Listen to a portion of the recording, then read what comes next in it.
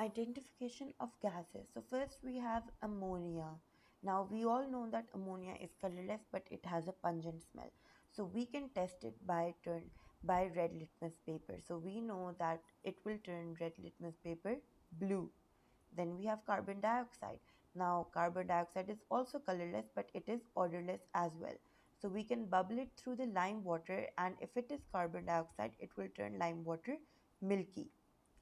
Now, chlorine has a pale green color and it has a choking smell. So, it will turn blue litmus paper red. Now, hydrogen is also colorless and odorless.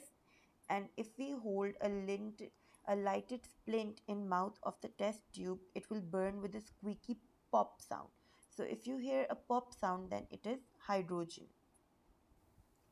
For oxygen, we can hold a glowing splint and the splint will relight again. So this is how we're going to know that it is oxygen.